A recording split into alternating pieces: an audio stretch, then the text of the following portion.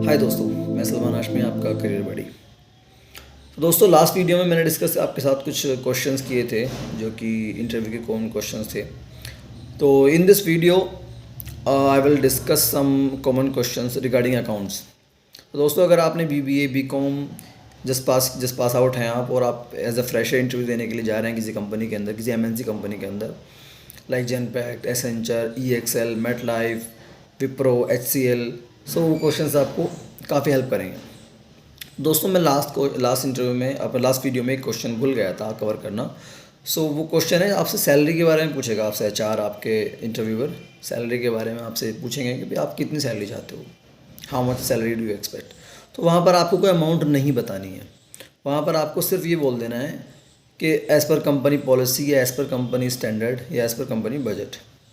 सो आपको बोलना है कि, एंड आपको ये भी ऐड करना है कि my first priority is to gain experience, trainings, learnings and grow with the company.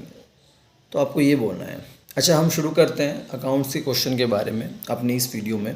दोस्तों, शुरू करने से पहले आपसे रिक्वेस्ट करना चाहूँगा, मेरे चैनल को सब्सक्राइब करें, वीडियो को लाइक करें, शेयर करें अपने दोस्तों के साथ। आपको ज़रूर फ़ायदा होगा। आप जितना सब्सक्राइब और लाइक के ज़रिए मुझे प्यार देंगे, मैं उतना ही मोटिवेशन मुझे मिलेगा, ताकि मैं आपसे नई नई वीडियोस बनाऊं और आपके साथ में अच्छी इन्फॉर्मेशन शेयर करूं जॉब के रिगार्डिंग। ठीक है, तो हम शुरू करते हैं। पहला क्वेश्चन हम शुरू कर देंगे कि what are the 3 golden rules of accounting. तो दोस्तों, first is personal account, debit the receiver, credit the giver. So that is first rule, personal account.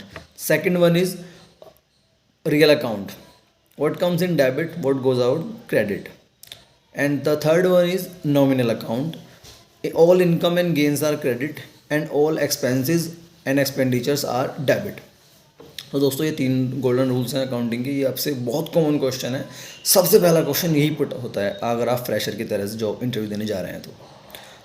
And second question हम बात करेंगे, what are the statements, how many statements in accounting. So दोस्तों, 3 statement होते हैं। पहला statement होता है balance sheet. Balance sheet आपको बताती है कंपनी के ओवरऑल हेल्थ कंपनी की। कंपनी में कितना डेप है, कंपनी के क्रेडिटर्स कितने हैं, डेटर्स कितने हैं, कंपनी के एसेट्स क्या है, कंपनी की लायबिलिटी क्या है। ठीक है। The second is income statement. Income statement आपको एज नाम सजेस्ट आपको बताएगा कंपनी कितनी इनकम है, कितनी सेल्स थी, कितना टर्नओवर था, कितना उसका नेट प्रॉफिट हुआ, कितना ग्रॉस प्रॉफिट था, कितने इंटरेस्ट एक्सपेंसेस थे। सारी चीज़ें आपको इनकम स्टेटमेंट बता देगा। The third one is cash flow statement. Cash flow statement आपको बताएगा cash generated from operating activities, financing activities and investing activities. दोस्तों, कभी कभी आपसे कोई क्वेश्चन ये पुटअप हो सकता है कि ऐसा कौन सा एक स्टेटमेंट है जिससे कंपनी की ओवरऑल हेल्थ का पता चल सकता है। तो दोस्तों, वो कैश फ्लो स्टेटमेंट है, क्योंकि कैश फ्लो स्टेटमेंट में आपको ये पता चलेगा कंपनी कितना कैश जनरेट कर रही है, किस एक्टिविटी से कितना कैश जनरेट हो रहा है। तो आप एज यू ऑल नो कि कैश इज़ द किंग। अगर किसी कंपनी के पास कैश है, बिजनेस जनरेशन है, प्रॉफिट है, तो कंपनी की हेल्थ अच्छी है। ठीक है दोस्तों।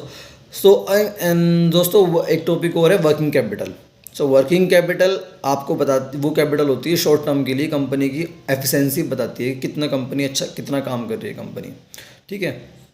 वो वर्किंग कैपिटल, अगर आप छोटे से बिजनेस या बड़े बिजनेस की बात करें तो एक आम ज़बान में बात करूं कि शॉर्ट टर्म में एक दिन या एक महीना, एक हफ्ते के अंदर बिजनेस के एक्सपेंसेस और बिजनेस को जनरेट करने के लिए, ऑपरेट करने के लिए जो कैपिटल चाहिए उसे कहते हैं वर्किंग कैपिटल।